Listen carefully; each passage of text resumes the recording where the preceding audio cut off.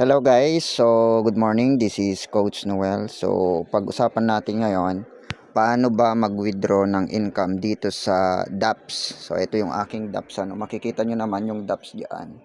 Okay, so paano mag-withdraw dito sa AIM token.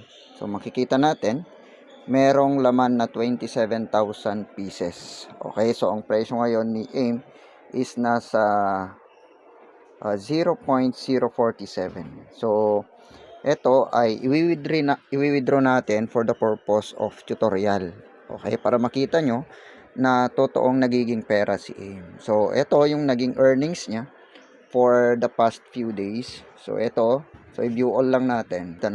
So ito yung mga pumasok ngayong araw. Okay, 118 pieces, 123 pieces, 470 pieces. So, doing nothing. Nandito lang tayo. Okay? So, for the past few days, so marami pa yan. Okay? And, eto na ngayon yung value niya. Yan na ngayon yung value worth 1,200. Okay? So, i-withdraw natin. Okay? Para makita nyo na magiging pera siya. So, makikita natin dito sa GCash ko. I-directa na natin sa GCash. Ang laman ng GCash natin is 5,000. So, makikita natin mamaya isesend natin dyan yung income natin dito sa AIM. Ayan. So, i-convert natin. So, para ma-convert natin, i-click natin itong AIM. Then, punta tayo doon sa trade. Okay. Trade natin. Then, trade natin sa BNB. Ayan. So, i-max na natin for the purpose of training. So, yan ang matatanggap natin, $22. Okay, so trade. So, kasi si AIM nasa BNB chain siya. So, kailangan natin i-convert muna into BNB, then isesend natin sa GCash. Ayan, so wait for a minute. So, ang ginagamit ko ngayon dito ay BitGet rather. So, ano naman to, naka-mirror naman sa tatlong wallet. So, ayan na. So, na-convert na siya, nag-check na. Ayan, so makikita natin dito na trade na. Okay? Okay, na trade na siya. So makikita nyo, nawala na dito sa AIM, nag-zero na. Okay, nasaan na siya? Nandito na siya sa BNB. Okay, nandito na siya ngayon sa BNB. Ngayon, isesend na natin ngayon sa GCash. So punta tayo ngayon dito sa GCrypto. Ayan, sa GCash, click nyo lang yung view all. Okay, so baba nyo lang, scroll down. Makikita nyo dito yung GCrypto. Okay, click nyo yung GCrypto. Okay. Yeah, so antay lang natin konti.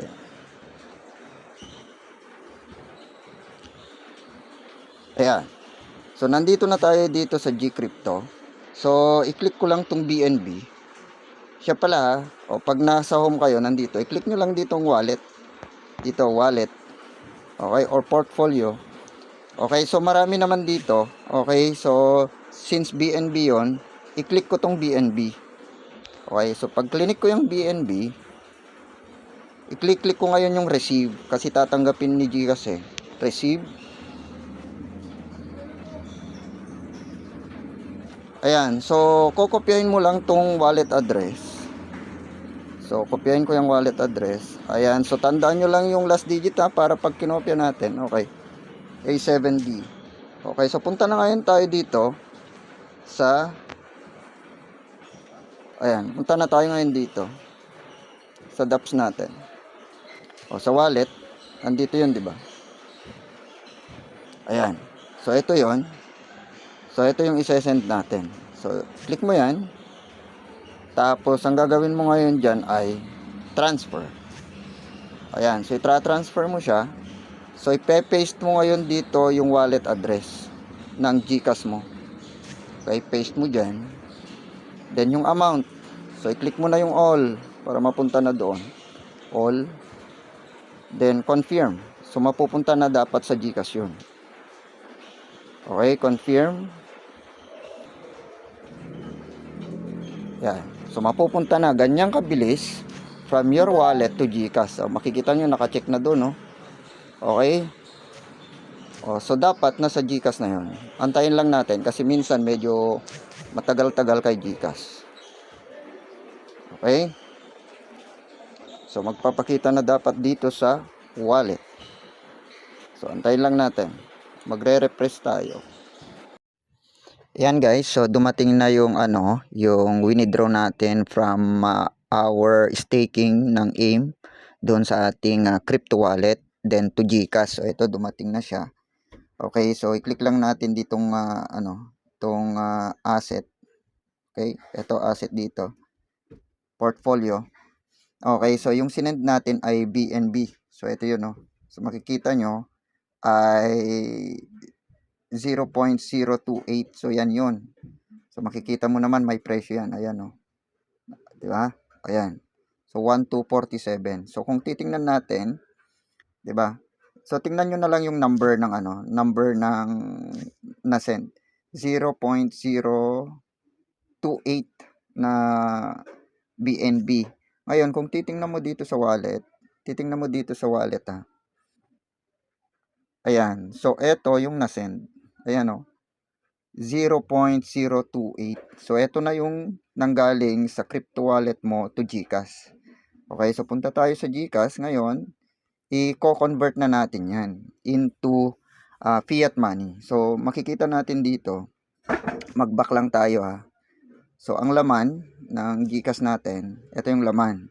So mamaya pag na-convert natin into fiat money, madadagdagan yan. So punta lang tayo ulit sa GCrypto. Yan. Tapos i-convert natin. Kailangan mapunta siya doon sa Philippine Money. Sa GCash natin. Okay? Yan. So minsan dito sa GCash medyo naghahang dahil doon sa bulto ng ng gumagamit na rin ng crypto asset. So i-click lang natin itong BNB kasi BNB yung asset natin dito. Ayan. So merong 1-2. Ang gagawin na ninyo ngayon diyan ay sell. I-sell natin. Okay? So gawin ay sell. Ayan, ito sa baba. Sell. Okay, i-sell natin. Ayan. So 100% na natin. I-all na natin. Oh. So pwede mong i-click yung 100% dito. Okay, 100%. Papasok na dito. Ayan, oh. Okay? So 100%, then scroll down mo lang. So sell now. Click mo tong sell now. Okay, sell now. Yan. So dapat active yung email ninyo, ha. Okay? So back to dashboard. So ang gagawin na ninyo ngayon, napunta na sa taas yan sa portfolio nyo. Okay, so ang gagawin na ninyo ngayon dahil nandito na siya. Okay, ang gagawin nyo withdraw. I-withdraw nyo na siya ngayon. So nandito yung laman. So ilagay mo na diyan 1245, 1245. Yan. So i-withdraw na natin. Okay, so continue lang. So dapat mapupunta na sa GCash natin yan. Yan. So ganun kaganda si AIM Finance. So dapat active yung email nyo, ha, kasi doon isa-send yung 7-digit code. Okay, so punta tayo doon sa email. Dapat active yung email ninyo. So ito yung gamit kong email diyan. Napuno na. Okay, so dapat matatanggap natin yung email, ha. Baka napunta sa spam. Wait lang natin. Your Gmail has stopped working. Ito magiging problema natin, Ayan guys, so makikita nyo puro GCrypto yung transaction ko dito sa email na to. So kailangan ko lang magtanggal muna ng mga email dito para pumasok yung verification code. Okay? Ayan guys, so dumating na yung verification code. So nandyan. Okay, so pwede na natin i-withdraw. So nandyan 701031. Okay, so mawi-withdraw na natin. 701031. 701031. Yan. So, submit code.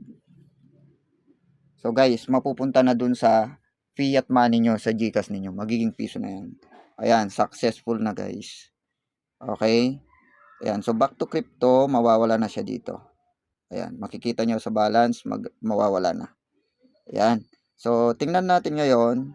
Mag-back tayo. Tingnan natin kung totoong nasa GCash na tayo. Okay? Dapat nadagdagan yung 5,000 kanina, ha? And boom. Oh, ayan na, guys. Nadagdagan na. Kanina, di ba, 5,000 lang yan? Oh, ngayon nadagdagan na. Dahil doon sa in-encash natin na Gcrypto. So, makikita natin dito sa transaction. Ito na yun, guys. Oh, di ba? Oh, from Gcrypto yan. 1,245. Ganun yan kalupit. Di ba? Oh. Yan, guys. So, kahit bumabagyo, yan. So, meron tayong Gcrypto. Okay?